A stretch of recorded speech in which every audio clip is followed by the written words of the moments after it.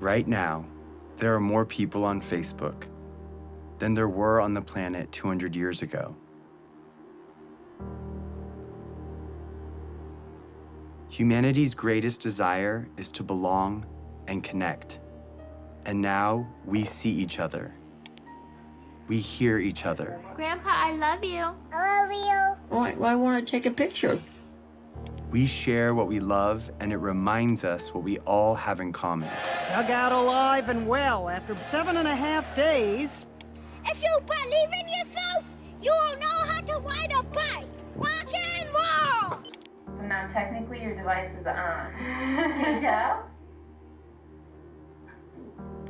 Oh, that's exciting.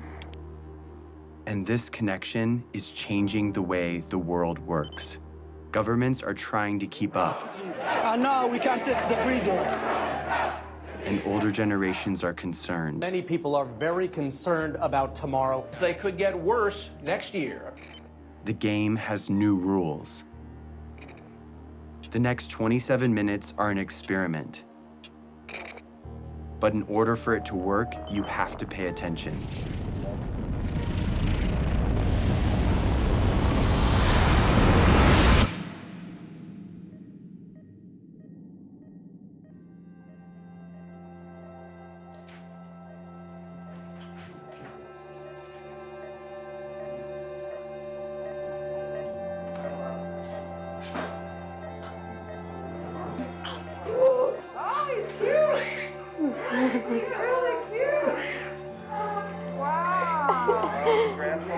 I can hear him.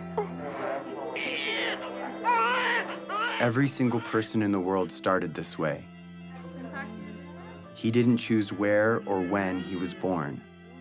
Yeah, he does. But because he's here, he matters. Yeah, we've been waiting for you.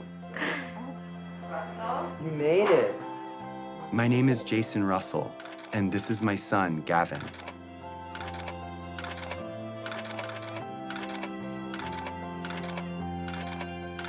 He loves jumping on the trampoline, being a ninja, and dancing. What are you doing? Make a snow angel. How do you do that? You do this. And just like his dad, he likes being in movies. Action. Look up! Look out, people! Run! It's a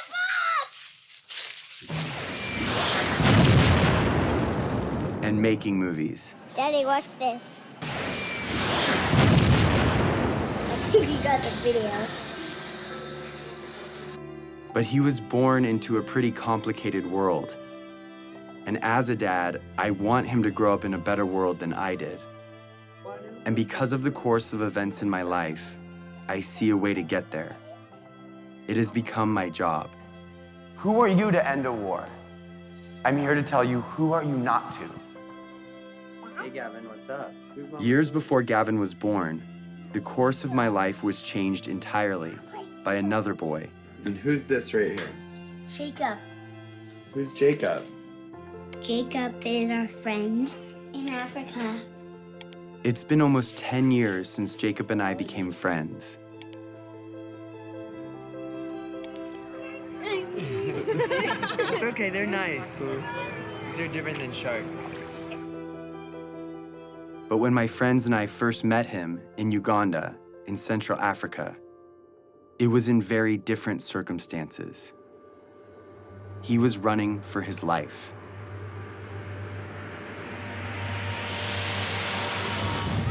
You go to school here. Yes, Yes, that's how you know English so well. I know. Yeah. How many nights have you stayed here? Hello. You are making our work very, very difficult. You stop that now. The night I first met Jacob, he told me what he and other children in northern Uganda were living through. We worried the rebel when they raise us again, then they will kill us. My brother tried to escape. Then they kill using panga. They cut his neck. Did you see it? I saw. We fear that if we sleep at our home, we can be abducted by the rebels because our home is far away from town. They will catch us, then will take us there in the bush. So come here to save our life.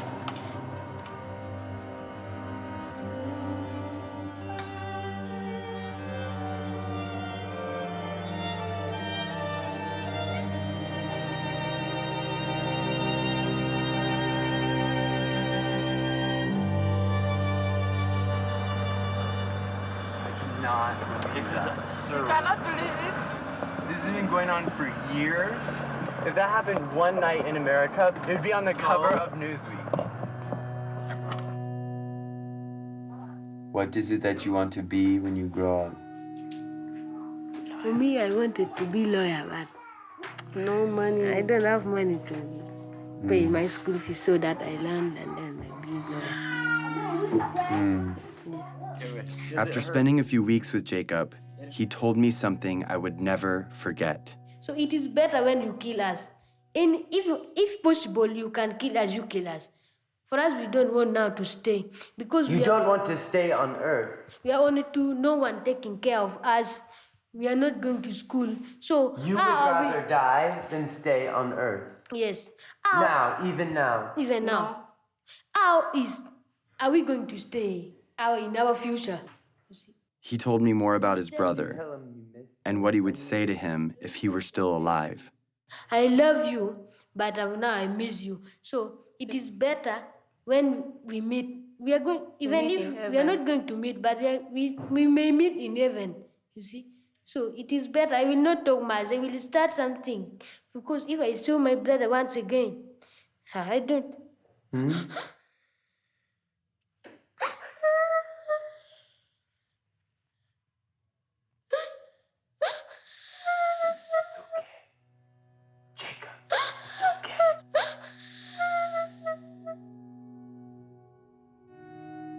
Everything in my heart told me to do something. And so I made him a promise. And we are also going to do everything that we can to stop them. Yes. Do you hear my words? Yes. You know what I mean? Yes. Yes.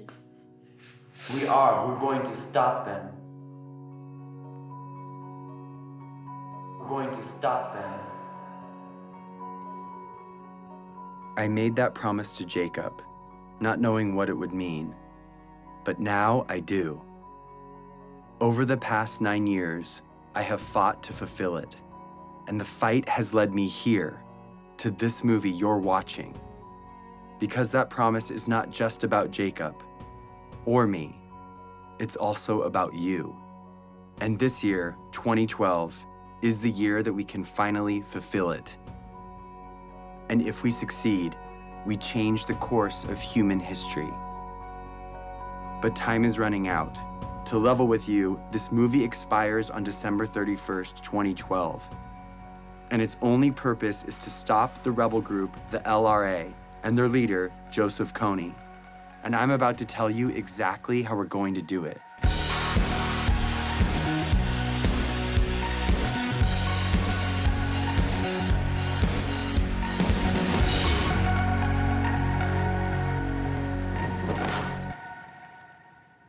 So the thing is, my son Gavin I've never really explained to him what I do. He knows I work in Africa, but he doesn't know what the war's about or who Joseph Kony is. So I'm gonna explain it to him for the first time today. That's what we're doing. So Gav, are you ready? Yeah. I'm gonna ask you some questions, and you can just look at me and answer the questions to me. I'm kind of nervous. What do I do for a job? I stop the bad guys from being mean. Who are the bad guys? Do you know where Star Wars people. Star Wars people? Yeah. Those are the bad guys? Yeah. Can I tell you the bad guy's name? Yeah. This is the guy Joseph Kony. He's the bad guy? Yeah. Who's this? Jacob. Joseph Kony, he has an army, okay? And what he does is he takes children from their parents and he gives them a gun to shoot, and he makes them shoot and kill other people. But they're not going to do what he says because they're nice guys, right? Yeah, they don't want to do what he says, but he forces them to do bad things. What do you think about that? Sad. I couldn't explain to Gavin the details of what Joseph Kony really does. Because the truth is, Kony abducts kids just like Gavin.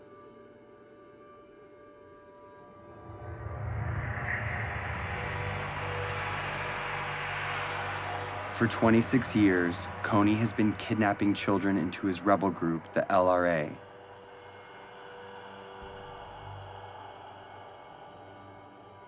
Turning the girls into sex slaves. And the boys into child soldiers. He makes them mutilate people's faces. And he forces them to kill their own parents. And this is not just a few children. It's been over 30,000 of them. And Jacob was one of those children.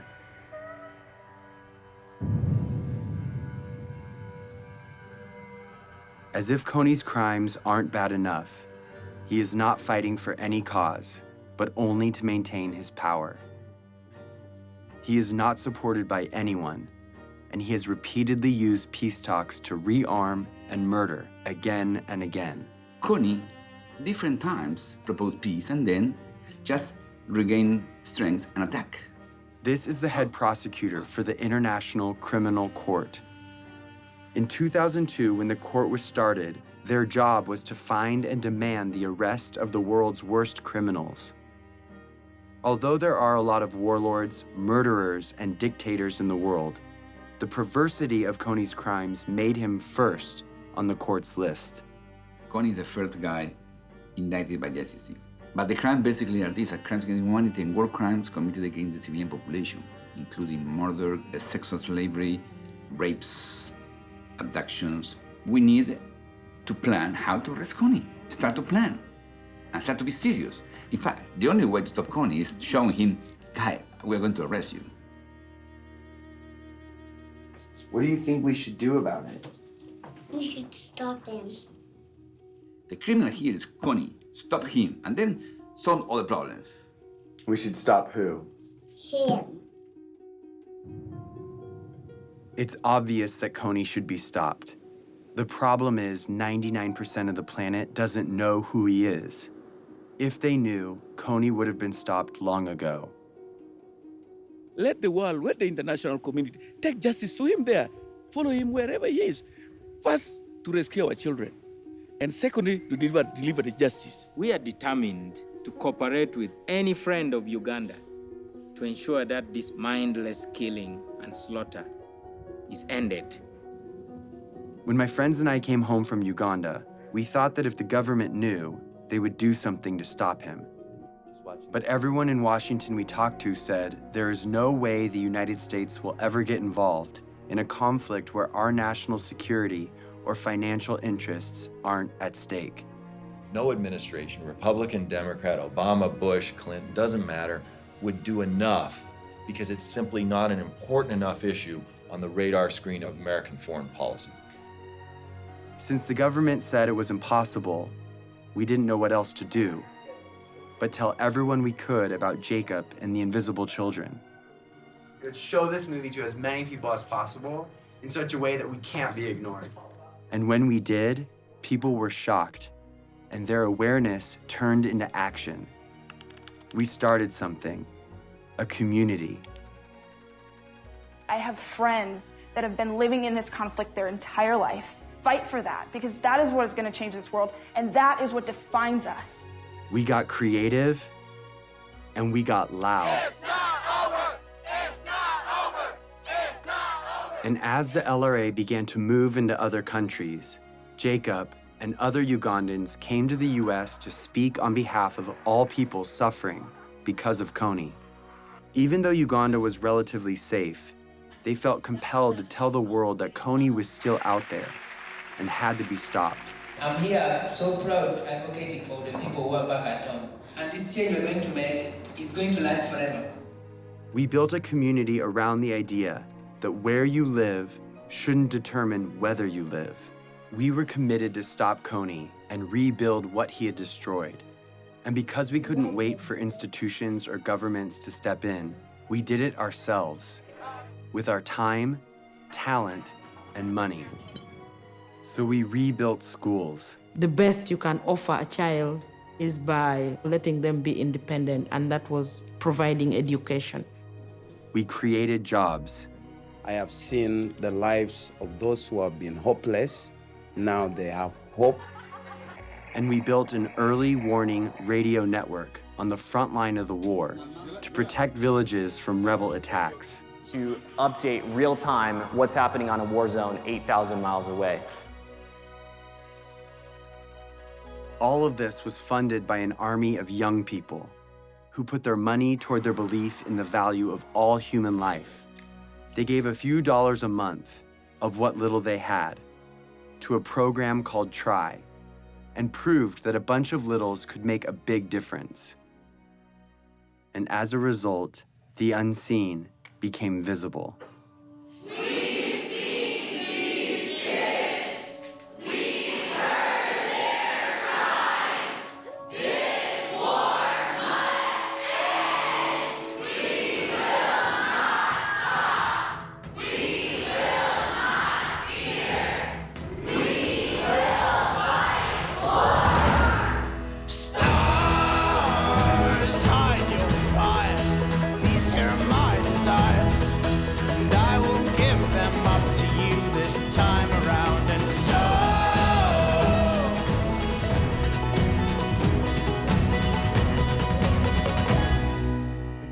I've talked to people from Mexico, from Canada, from every other state that I can think of. We're all doing this for the exact same reason, and we're all coming from completely different places. This is what the world should be like.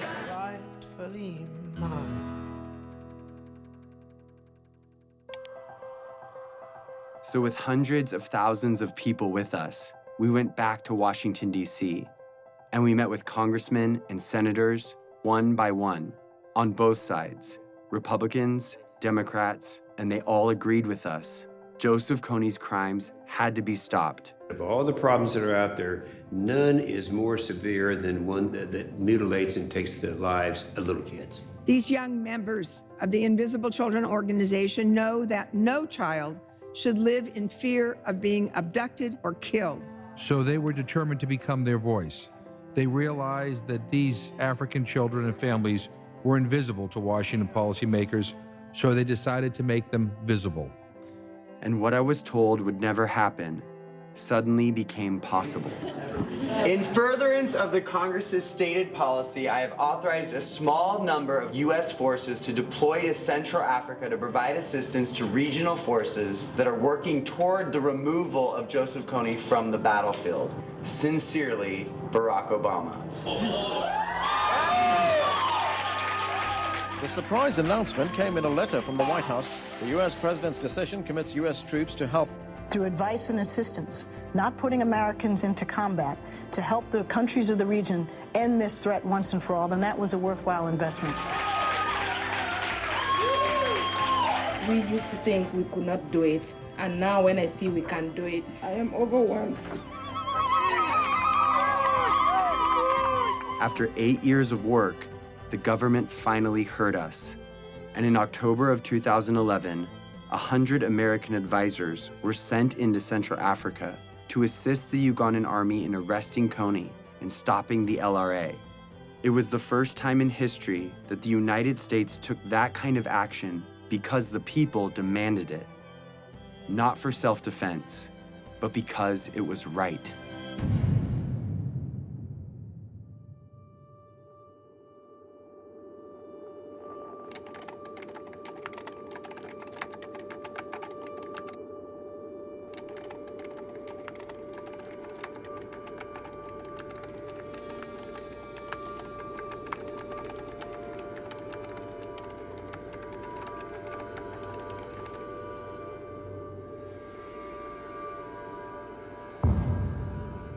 We've come so far, but Coney is still out there. He's recently changed his tactics, making it even more difficult to capture him. And international support could be removed at any time. If we take the pressure off, if we're not successful, he is going to be growing his numbers. People forget, and you got to remind them, and it takes numbers to remind them. And if interest wanes, then it'll go away. And I'd end up standing out there alone trying to do something to support completing the mission. It's got to be 2012. It's not bad for the youth, it's bad for the world if we fail. It's not important just for Ugandan people, it's important for everyone. It's hard to look back on some parts of human history, because when we heard about injustice, we cared, but we didn't know what to do. Too often, we did nothing. But if we're going to change that, we have to start somewhere. So we're starting here with Joseph Kony, because now we know what to do. Here it is. Ready? In order for Kony to be arrested this year, the Ugandan military has to find him. In order to find him, they need the technology and training to track him in the vast jungle. That's where the American advisors come in. But in order for the American advisors to be there, the US government has to deploy them.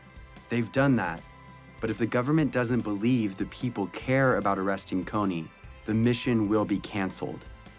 In order for the people to care, they have to know, and they will only know if Kony's name is everywhere.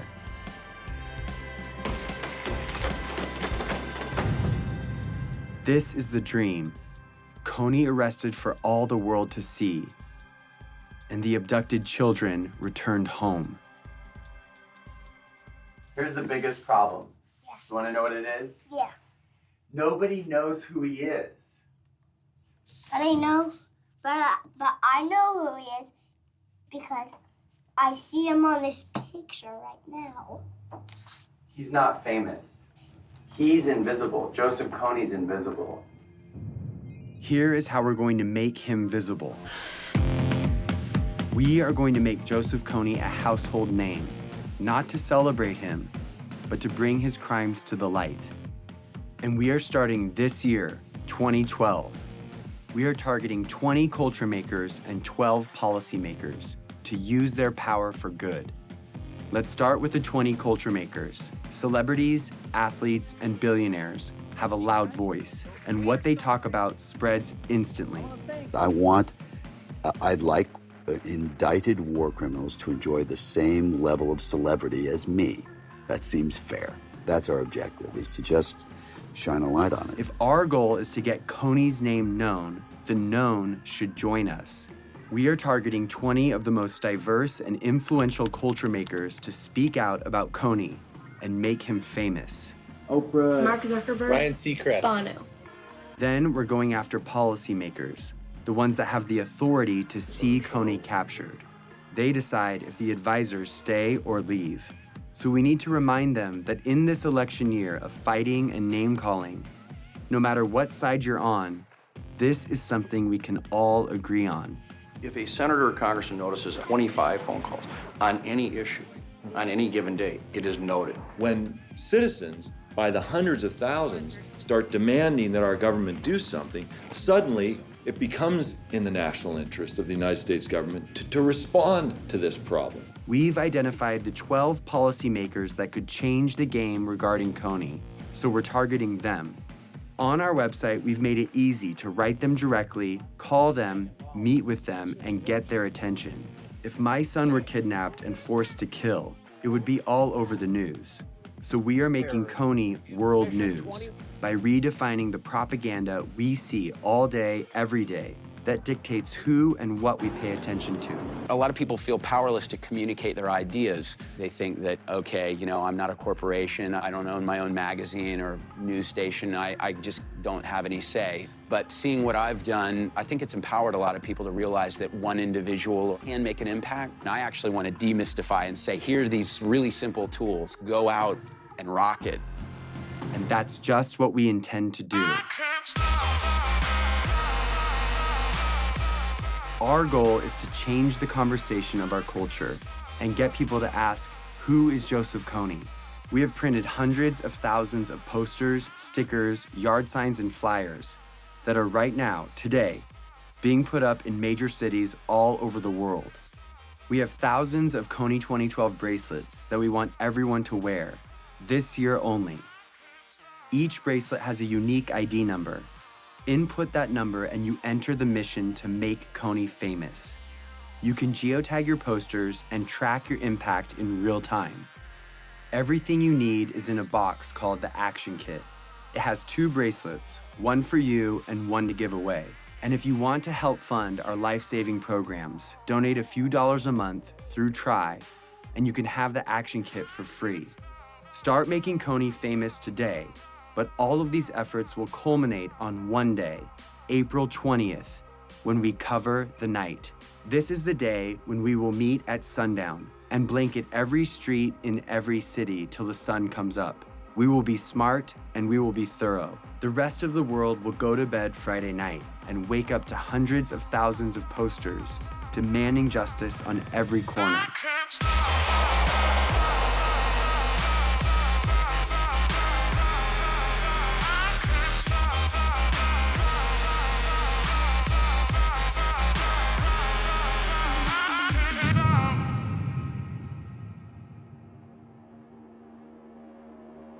It's always been that the decisions made by the few with the money and the power dictated the priorities of their government and the stories in the media. They determine the lives and the opportunities of their citizens. But now there is something bigger than that. The people of the world see each other and can protect each other. It's turning the system upside down, and it changes everything. We are living in a new world, Facebook world, in which 750 million people share ideas, not thinking in borders. It's a global community bigger than US. Joseph Kony was committing crimes for 20 years, and no one cared. We care. We have reached a crucial time in history where what we do or don't do right now will affect every generation to come. Arresting Joseph Kony will prove that the world we live in has new rules, that the technology that has brought our planet together is allowing us to respond to the problems of our friends. When it ends finally by bringing Kony justice, it should be celebrated like worldwide. We are not just studying human history, we are shaping it.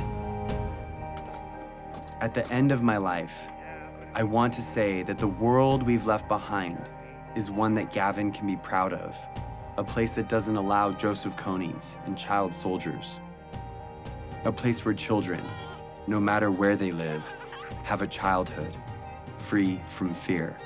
I'm gonna be like you, Dad. When you grow up? Yeah. Are you sure? I'm gonna come with you to Africa. The better world we want is coming. It's just waiting for us to stop at nothing.